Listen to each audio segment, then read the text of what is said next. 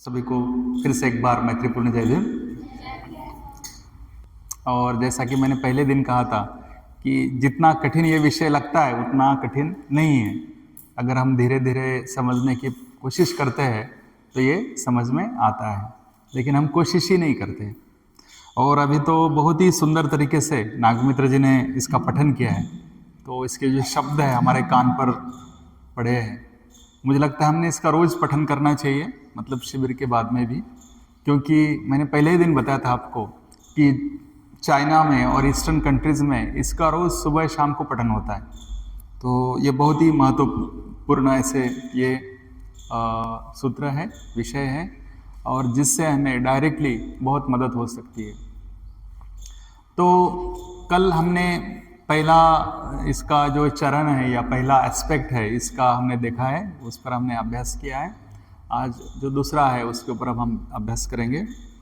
तो इसमें ऐसा दिखाया गया है कि बोधिसत्व अवलोकितेश्वर और अरहंत सारिपुत्र, इन दोनों में संवाद चल रहा है।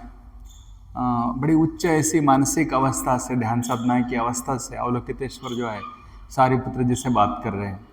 और वो जब अपनी करुणा से देखते हैं सारिपुत्र की तरफ तो वो कुछ कहते हैं। और यहाँ पर हमने ये भी देखा कि सिंबॉलिकली अवलोकितेश्वर कोई बाहर नहीं है और सारिपुत्र भी कुछ अलग नहीं है। तो हमारे मन की वो दो स्थितियाँ हैं, हमारे मन में हमारा ही मन हमसे बात कर रहा है। तो एक अवलोकितेश्वर है जो उच्च मानसिक अवस्था से, और दूसरा हमारा जो मन है जो लौकिक बातों में अटका हुआ मन है। लौकिक बातें मतलब जैसे नहीं कि हमें कहते हैं ये मेरा पेन है, ये मेरा कप है, ये मेरा किताब है, मेरा मेरा हम कहते रहते हैं। तो ये जो मैंपन का जो उसको जो बंधन लगा है, उसमें बंधा हुआ चीज़ है, तो वो लौकिक है। और जो मुक्त है, जो स्वतंत्र है, जो उत्स्फूर्त है, जो नेचुरल है, वो जो है वो अवलोकितेश्वर के माध्यम से हम बता रहे हैं। कल मैं ऐसे घूम रहा था यहाँ पर नागलोक में, तो मुझे कोई स्टूडेंट ने आके पूछा कि क्या सर आप बता सकते हैं अवलोकितेश्वर सही में व्यक्ति है या क्या है। मतलब प्रश्न थोड़ा सा सहज था, बहुत ही उत्स्फूर्त प्रश्न था, जेन्युइन प्रश्न था। तो अवलोकितेश्वर ऐसे ही कोई मतलब अपने जैसे उनका जन्म नहीं हुआ है, मतलब माता पिता से। तो वो एक अपने मन की अवस्था है, एक सर्वश्रेष्ठ अवस्था। हम जब मैत्री भावना करते हैं उसको ब्रह्म विहार कहते हैं, मैत्री, करुणा, मुदिता, उपेक्षा। तो ऐसी श्रेष्ठ जो मन की अवस्था है, ऐसी जो मन की अवस्था की स्थिति को अवलोकितेश्वर कहा गया है। तो वो सामूहिक तौर पर भी हो सकती है, किसी की व्यक्तिगत भी भावना हो सकती है वो। तो एनीवे, तो हमने क्या देखा फिर कि ये जो अवलोकितेश्वर है, ये जब उच्च अवस्था से नीचे की तरफ देखते हैं तो क्या देखते हैं कि पहला जो स्टेटमेंट है अवलोकितेश्वर करते हैं सारिपुत्र के लिए, वो है कि सारिपुत्र देख, सभी पंचस्कंद जो है वो शून्य है। तो पहला स्टेटमेंट क्या है? पंचस्कंद शून्य है। तो जब भी हम इसके बारे में सोचते हैं, मतलब दुनिया में जो भी फिलोसॉफीज है, जो भी धर्म है, जो भी बातें है, वहाँ पर ये दो चीज़ों के बारे में ज़्यादा सोचा जाता है। एक जो है आत्मा, इसको आत्मा भी कहते हैं, आत्म भी कहते हैं, स्व कहते हैं। तो इसके ऊपर में लोग बहुत उलझे हैं, अलग अलग धर्मों में, अलग अलग फिलोसॉफीज में उसके ऊपर में काफ़ी लिखा गया है, बोला गया है, चर्चा की गई है, फिर भी उसको समझने में मुश्किल हुआ है। उसको सिर्फ और सिर्फ तथागत बुद्ध ने ही समझा है। और तथागत बुद्ध ने जो है उस आत्म को, आत्म की जो कुछ बात है, अवस्था है या जो कल्पना है, उसको पंचस्कंद के माध्यम से उसका विश्लेषण किया है और बोला देखो सब चीज़ आपके सामने है, आत्म नाम की कोई चीज़ ही नहीं है, जो भी कुछ है ये पंचस्कंद से बना हुआ आपका जीवन है। तो यहाँ आत्मा की बात आती ही नहीं है। बिल्कुल क्लियर, सुस्पष्ट पद्धति से उन्होंने बताया। मतलब ऐसा कह सकते हैं हम कि वो पहले ऐसे व्यक्ति है कि जिन्होंने इसका विश्लेषण किया। तो ये पंचस्कंद जो समझना है वो बेसिक बात है। मतलब हम अगर पंचस्कंदों को अच्छे से समझ में लेते हैं तो आगे फिर पूरा बौद्ध धर्म हमें सहजता से समझ में आ सकता है। तो पंचस्कंद के बारे में हमने कल चर्चा की है, अभी मैं दोहराऊंगा नहीं, सिर्फ ये इंट्रोडक्टरी बात मैं कह रहा हूँ। तो रूप, वेदना, संज्ञा, संस्कार और विज्ञान, ये जो बातें हैं इन सबको मतलब पंचस्कंद कहा है। मतलब ये एक एक हीप है, एक एक ढेर है। तो इन ढेरों से, 5 ढेरों से अपना जीवन बना है, या जो आत्म है वो बना है, जिसको अगर आप आत्म कहना चाहते हैं तो। आत्म शब्द वैसे गलत है वैसा सोचना, क्योंकि आत्मा नाम की कोई चीज ही नहीं है। इन 5 चीजों में हमारा अस्तित्व छिपा हुआ है। ये 5 ढेरों से हमारा अस्तित्व बना है। इसको अगर हम ध्यान साधना से देखते हैं, अलग अलग करके देखते हैं, तो इसके अलावा कुछ भी उड़ता नहीं है। तो ये 5 जो स्कंद है वो बहुत महत्वपूर्ण है।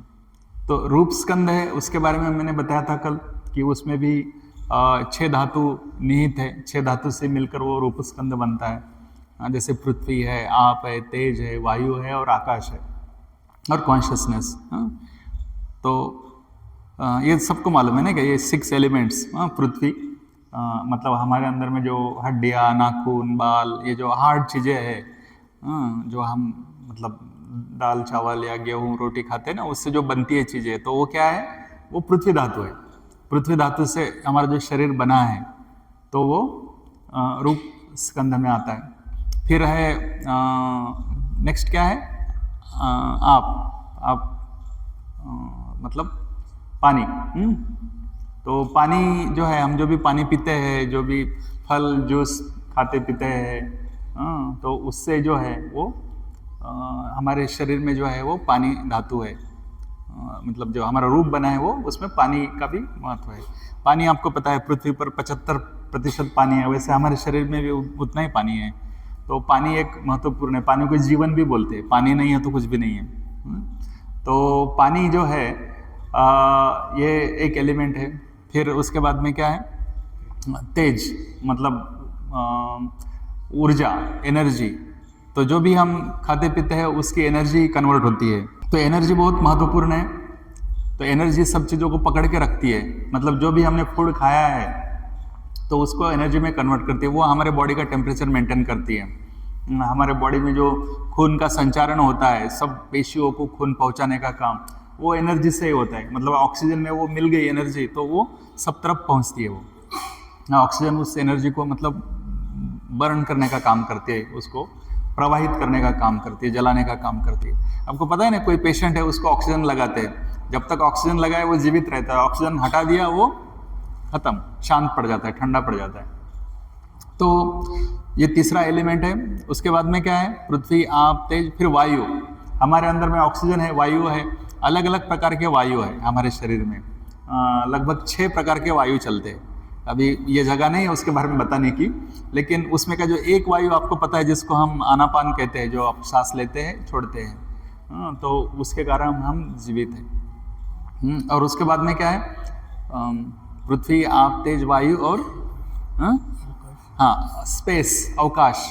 तो हम, हमारे शरीर का जितना आकार है उतना हम स्पेस धारण करते हैं। मतलब उतना स्पेस हम बिजी करते हैं। ये जो बाहर में स्पेस है उसमें से उतनी स्पेस हमारा बॉडी लेता है, तो वो स्पेस है। और कॉन्शियसनेस आखिरी में, जो चित्त है हमारा, तो मन। तो ऐसे ये रूप धातु में आते हैं। उसके अलावा फिर जो बाकी जो एलिमेंट्स है, एलिमेंट्स नहीं सॉरी क्या बोलेंगे, स्कंद है। तो वो स्कंद में फिर वेदना है। वेदना मतलब हम जब भी हमारे इंद्रिय बाकी दुनिया से कांटेक्ट में आते हैं तो हमें जो अनुभूति होती है, जो संवेदनाएं होती है, तो उसको वेदना कहते हैं। वेदनाओं के बारे में हमने देखा है।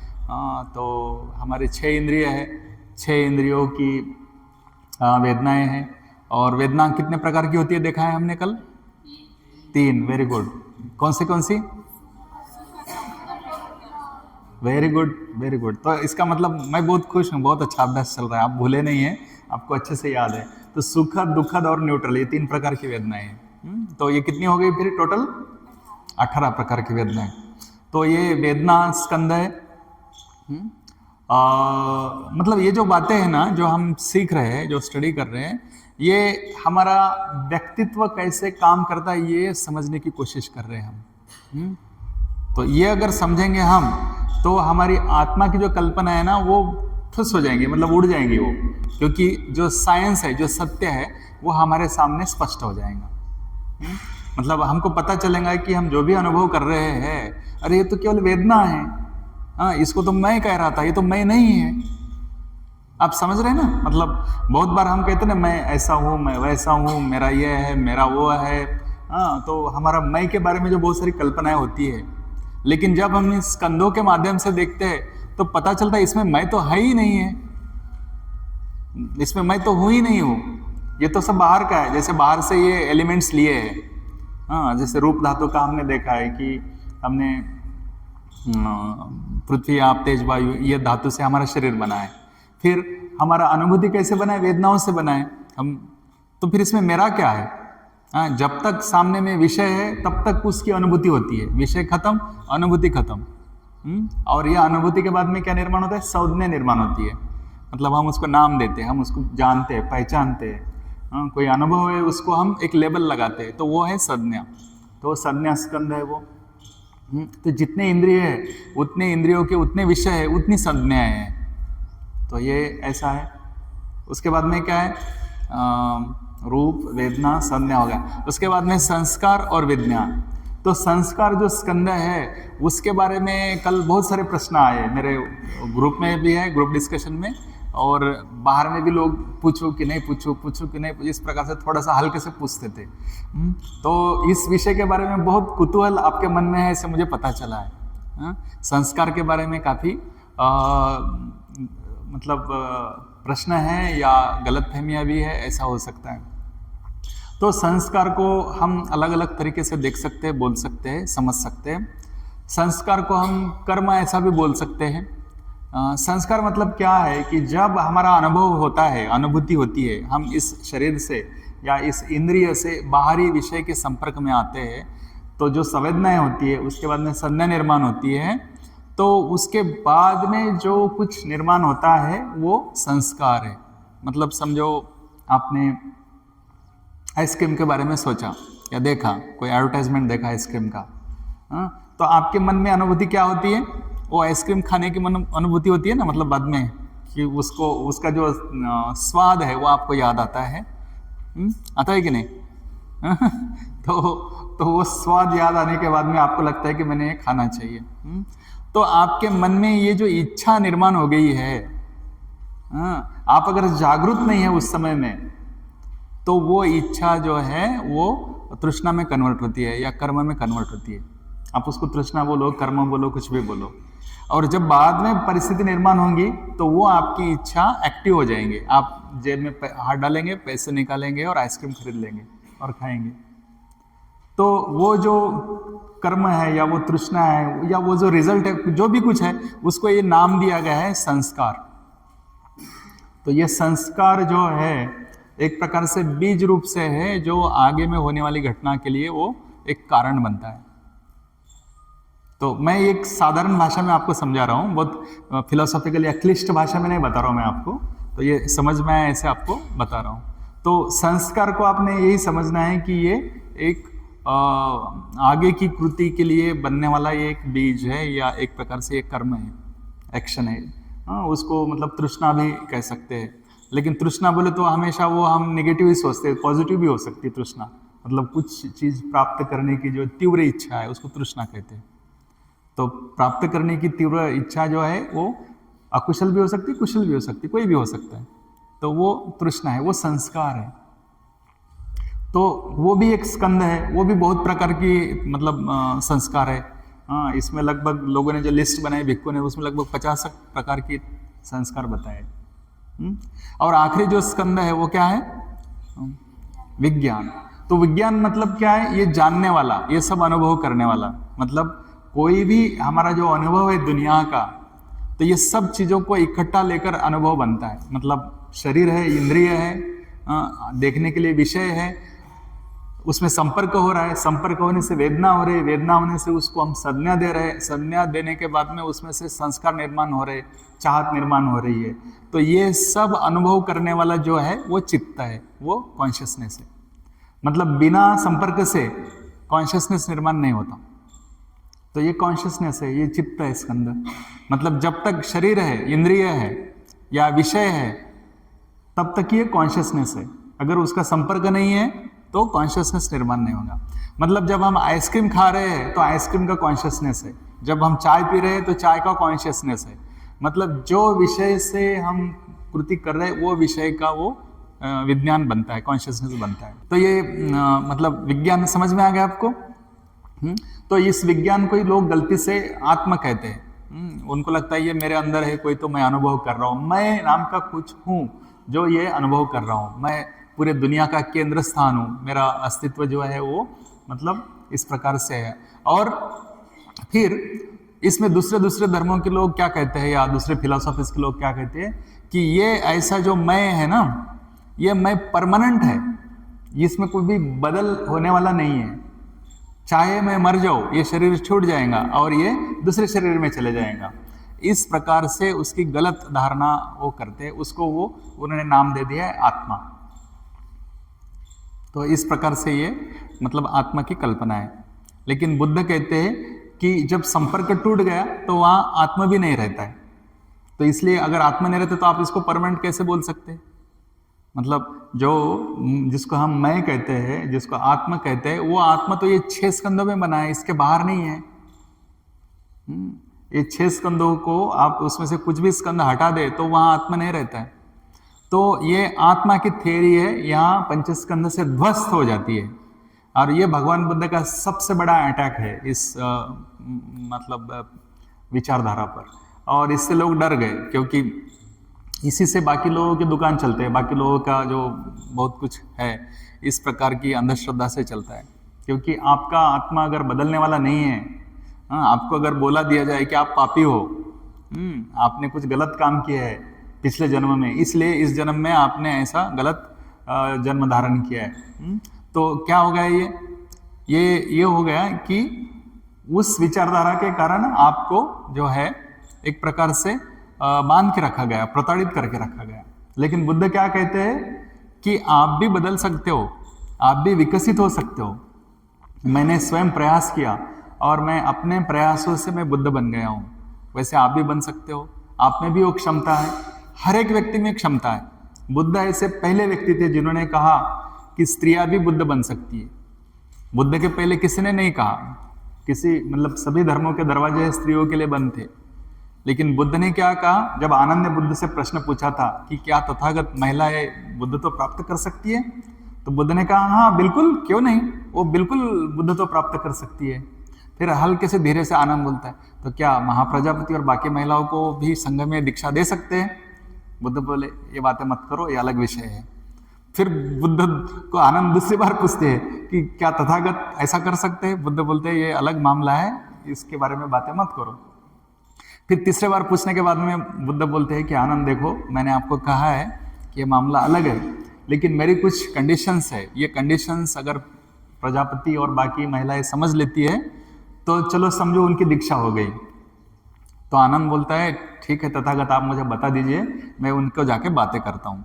तो बुद्ध उनसे 8 कंडीशंस के बारे में बातें करते हैं और फिर आनंद जाके प्रजापति से बात करता है कि तथागत बोल रहे हैं कि बिल्कुल आप लोगों की दीक्षा हो सकती है, लेकिन ये 8 कंडीशंस है, ये आपको स्वीकार्य है क्या? तो प्रजापति बोलती है कि हाँ क्यों नहीं, या 8 कंडीशंस को मैं ऐसे मानूंगी जैसे मैं सुबह नहाने के बाद में उत्पल कमल का माला बना के मेरे बालों में लगाती हूँ, वैसे जब तक मेरी सांस चलेंगी तब तक मैं ये 8 कंडीशन को मेरे सर के ऊपर रखूंगी। तो आनंद बोलते हैं अगर ऐसी बात है तो यही आपकी दीक्षा हो गई। और इसके बाद में प्रजापति और उसकी 500 बाकी महिलाएं, उनकी बुद्ध के संग में दीक्षा होती है। तो खैर कहने का यहाँ पर तात्पर्य मुझे क्या है कि ये जो मतलब एक व्यक्तित्व है वो विकसित हो सकता है। वो कब विकसित हो सकता है? जब उसके मन में विश्वास हो कि मेरा भी विकास हो सकता है। और बुद्ध ने दिखा दिया। बुद्ध ने कहा कि आत्मा नाम की कोई ऐसी वस्तु नहीं है, ये केवल 6 स्कंदों का खेल है और जो इसको समझेगा वो बदल सकता है। कोई भी बदल सकता है, पुरुष बदल सकता है, स्त्री बदल सकती है, कोई भी बदल सकता है, भिक्खु बदल सकता है, उपासक बदल सकता है। सबके लिए ये धम्म का रास्ता खुला है, जो भी प्रयास करेंगे उसका विकास हो सकता है। तो ये पहला अवलोकितेश्वर का स्टेटमेंट है कि पंचस्कंद जो है वो शून्य है, बदलने वाले हैं। क्योंकि जो भगवान बुद्ध के शुरुआत के जो शिष्य है, भिक्षु लोग हैं, तो उनको लगा ये पंचस्कंद अंतिम है, बुद्ध ने कहा कि भाई आत्मा नहीं है तो पंचस्कंद है, तो उन्होंने पंचस्कंदों को पकड़ा। लेकिन यहाँ अवलोकितेश्वर बता रहे कि भाई पंचस्कंद भी जो है वो परिवर्तनशील है, वो परमानेंट नहीं है, वो शून्य है। तो ये पहला स्टेटमेंट है। फिर दूसरा स्टेटमेंट उसके बाद में अवलोकितेश्वर करते हैं सारिपुत्र को। वो कहते हैं कि सारिपुत्र, सभी धर्म जो है वो भी शून्य है। तो अभी ये धर्म क्या है? ये जो स्कंद है उसी के अलग अलग हिस्से करके जो टोटल 72 ऐसे छोटे छोटे उसके विभाग किए भिक्षुओं ने बाद में, उसको धर्म कहते हैं। हाँ, मतलब स्मॉलेस्ट पार्टिकल्स। और उसमें 3 धर्म और ऐड कर दिए जो कि लोकोत्तर है, जो कि निर्वाण के है। मतलब 2 प्रकार के निर्वाण है और एक स्पेस है। तो ऐसे टोटल 75 हो गए। तो 72 अपने मन के अलग अलग घटक है। ठीक है। ये लिस्ट है ना, आप पढ़ सकते हैं इसको। बहुत बार यहाँ पर स्टडी भी होता है, जैसे 51 मेंटल इवेंट्स वगैरह वगैरह, अलग अलग शब्द है, आपने सुने होंगे बहुत बार। तो ये जो भिक्षु ने ना उसकी बड़ी डिटेल में लिस्ट्स बनाई है। जैसे लोभ मोह द्वेष से ग्रस्त मानसिक अवस्था, उनकी एक अलग लिस्ट बनाई है। जो मतलब मैत्री करुणा प्रज्ञा, इससे युक्त मनोवस्था की एक अलग लिस्ट बनाई है। आपको याद है 11 कुशल मनोवस्थाओं की लिस्ट? नाम सुना है आपने? यहाँ पर बहुत बार उसके ऊपर व्याख्यान हुए हैं या शिविर हुए हैं। 11 पॉजिटिव मेंटल इवेंट्स नहीं सुना? अच्छा, ठीक है, कोई बात नहीं। लेकिन फिर भी यहाँ होते रहते हैं, उसके ऊपर शिविर भी होते रहते हैं, किताबें भी उपलब्ध हैं। तो ऐसे भिक्षुओं ने अलग अलग लिस्ट बनाई। तो ऐसे टोटल 72 मन के अलग अलग हिस्सों का लिस्ट उन्होंने बनाया। ठीक है। और उसमें ये 3 लोकोत्तर ऐड कर दिए। कौन से? निर्वाण। एक मतलब जीते जी इस शरीर में अनुभव करने वाला निर्वाण, और दूसरा मरते समय प्राप्त होने वाला निर्वाण। तो 2 प्रकार के निर्वाण है। निर्वाण मतलब कोई मरने के बाद में की अवस्था नहीं है। निर्वाण मतलब निष्कलंक जीवन, परिशुद्ध जीवन। आप अगर पूरी तरह से लोभ द्वेष और अज्ञान को अपने मन से हटा देते हो तो जो बचता है वो निर्वाण है। मतलब एक बहुत ही पॉजिटिव ऐसी मन की अवस्था जो पूरी भरी है, रिक्त नहीं है वो। उसमें मैत्री करुणा प्रज्ञा ऐसी चीजें हैं। उसमें एक ठोस, एक ग्राउंडेड, एक सॉलिड ऐसी जो शुद्ध अवस्था है, उसको निर्वाण की अवस्था कहा है। हाँ, बाबा साहब ने बुद्ध एंड हिज धम्म में कहा है कि दोष मुक्त जीवन, निर्वाण की व्याख्या की है उन्होंने। तो निर्वाण हमको जीते जी प्राप्त हो सकता है। हाँ, लेकिन कुछ लोगों को जब शरीर छूट जाता है और वो निर्वाण की अवस्था में रहते तो उसको भी अलग प्रकार का निर्वाण कहा गया है। और ये स्पेस, तो ऐसे मिलकर 75 ये घटक होते हैं। तो ये घटक परमानेंट है, ऐसे उनका विश्वास हो गया। मतलब जो सब पहले के जो बुद्धिस्ट थे थेरवाद के, तो उनका ये बिलीफ था। तो आगे के जो बुद्धिस्ट मास्टर्स हुए, गुरु हुए, उन्होंने बोले अरे भाई ऐसा नहीं है, तथागत ने बताया है कि हर चीज परिवर्तनीय है, कोई भी चीज स्थिर नहीं है। तो आप कैसे कह सकते हो कि ये 75 धर्म जो है वो परमानेंट है, स्थिर है? लेकिन वो सोच नहीं सके। उनको लगा कि नहीं, बुद्धत्व भी, संबोधि भी इसी में है। हाँ, ये 75 में ही, इसके संबोधि बाहर नहीं है। तो वो कैसे, वो लिमिटेड हो गए, रेस्ट्रिक्टेड हो गए, उनका इमेजिनेशन रुक गया। फिर नागार्जुन ने जो है ये प्रज्ञापारमिता जो लिटरेचर है, इसके माध्यम से फिर से दिखा दिया है कि ये धर्म भी जो है ये शून्य है। और उन्होंने उनके ऊपर में काफ़ी कमेंट्रीज भी लिखे बाद में।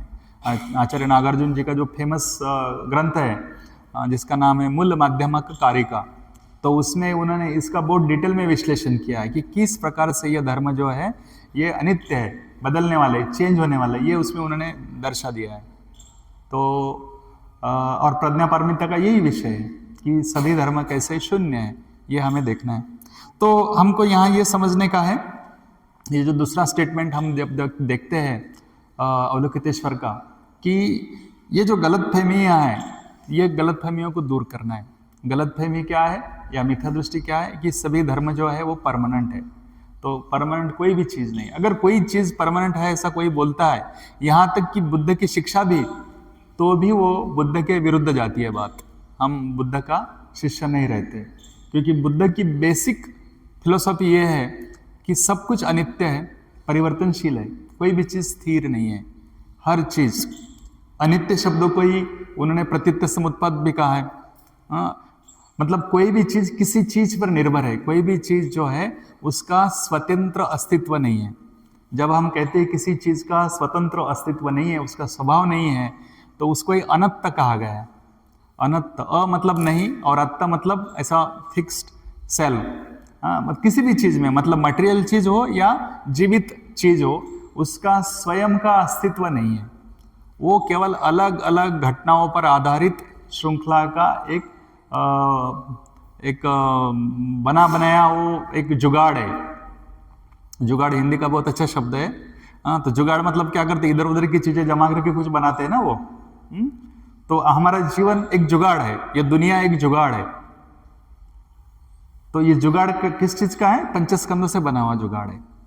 तो ये समझना जरूरी है। और जब हम ये समझते हैं तो हमारा जो चीजों के प्रति का अटैचमेंट है वो खत्म हो जाता है। हम स्वतंत्र हो जाते हैं, मुक्त हो जाते हैं बंधनों से, मानसिक बंधनों से। हम इसी दुनिया में रहते हैं, इसी शरीर से रहते हैं, इसी शरीर से हम खाते पीते हैं, अनुभव करते हैं, लेकिन वो हमारा जीना खाना पीना वो बोनस लाइफ होता है। बोनस लाइफ मतलब हम उससे दुख में नहीं पड़ते हम, क्योंकि हमारे ऊपर कोई बंधन ही नहीं होता है। हम बंध मुक्त होते हैं, स्वतंत्र होते हैं। ये निर्वाण की अवस्था है। मतलब जीवन तो हम जीते हैं, बहुत अच्छा जीवन जीते हैं, लेकिन वो जीवन कैसा है? पूरा वो प्रॉफिट है, पूरा वो बोनस है। मतलब वो किसी बंधन से, किसी तनाव से रहित है। तो ये दूसरा स्टेटमेंट है कि सभी धर्म जो है वो अनित्य है, सभी धर्म जो है वो शून्य है। तो ये अवलोकितेश्वर का दूसरा स्टेटमेंट है। तो आपको इसमें दो बातें ध्यान में रखनी है। पहली बात ये कि जो सभी मतलब संस्कारित चीजें हैं वो पंचस्कंदों से बनी हुई हैं। ये एक आपने मन में पूरा ठान मना लेना है, एक गांठ बांध लेनी है कि पंचस्कंद के बारे में कुछ नहीं है। ठीक है। और पंचस्कंद जो है वो भी स्थिर नहीं है, वो भी कैसे? परिवर्तनशील है। मतलब पंचस्कंद एक मोटा मोटी लिस्टिंग है, लेकिन उसके अंदर में जाएंगे तो और छोटी लिस्टिंग बनती है। लेकिन कोई भी लिस्ट बनाओ आप, हर लिस्ट जो है परिवर्तनशील है, अनित्य है। उसका स्वयं का ऐसा कोई स्वभाव नहीं है। तो सभी प्रकार के मतलब आत्म की भावनाएं, कल्पनाएं और सभी प्रकार के धर्म, ये दोनों भी चीजें जो है वो शून्य है। तो ये दूसरी जो बात है वो भी आपने मन में पक्की करना है कि धर्म कोई भी स्थिर नहीं है। तो आपको कभी मौका मिले तो आप मतलब जो थेरवादी परंपरा के बौद्ध लोग हैं जो अभिधर्म की बात करते हैं, उनसे इसके बाद बातें कर सकते हैं, चर्चा कर सकते हैं। हाँ, तो वो बड़ी श्रद्धा से बात करेंगे आपको, लेकिन वो यही बोलेंगे कि ये धर्म अंतिम है, इसके बाद में कुछ नहीं है। लेकिन यहाँ आपने देखना जरूरी है कि धर्म भी जो है वो अंतिम नहीं है। मतलब जब हम इस प्रकार से देखते हैं तो हम बुद्ध के सही शिष्य हैं, तथागत के सही शिष्य हैं, क्योंकि तथागत का जो एनलाइटनमेंट का जो रास्ता है उस रास्ते से हम नज़दीक हैं, ऐसा उसका मतलब होता है। तो अभी हम चर्चा में जाएंगे और आज ये जो दूसरा जो विषय है उसके ऊपर हम चर्चा करें। मतलब कल हमने पंचस्कंदों के ऊपर में चर्चा की है, तो आज हमें धर्मों के ऊपर में चर्चा करनी है, जो 75 प्रकार के धर्म हैं। हाँ, धर्म मतलब एक मन के घटक, मन की अवस्था है। तो उसके ऊपर आपको जितना चर्चा कर सकते हैं उतना चर्चा करना है। और कुछ प्रश्न निर्माण होते तो वो भी देखना है। प्रश्न निर्माण करना बहुत अच्छी बात है। मतलब उससे क्या आपको सोचने को ये मिलता है, मौका मिलता है। बहुत लोगों को लगता है कि रेडीमेड आंसर्स मिलना चाहिए। तो रेडीमेड आंसर से क्या होता है कि हम एक रट लेते हैं सब चीज़ों को। रटना जो है वो केवल याद करना है, केवल शब्दों से परिचय करना है, लेकिन जानना कुछ अलग है। अगर हम उसको हमारे अनुभव से जानेंगे, हमारे इमेजिनेशन से सोचेंगे हम, तो वो ज्ञान हमारा स्वयं का होगा। तो रटने से काम नहीं चलता है। तो वो ज्ञान हमारा खुद का होना चाहिए, और खुद का ज्ञान होने के लिए हमें प्रश्न निर्माण करना चाहिए। प्रश्न जब तक निर्माण नहीं होंगे तो हमें कुछ सीखने को भी नहीं मिलेगा। तो यहाँ हम रुकते हैं। तो आज का इतना ही हम यहाँ स्टडी करते हैं। फिर शाम को हम 3:30 बजे के सत्र में अवलोकितेश्वर का जो तीसरा स्टेटमेंट है उसके ऊपर चर्चा करेंगे। ठीक है।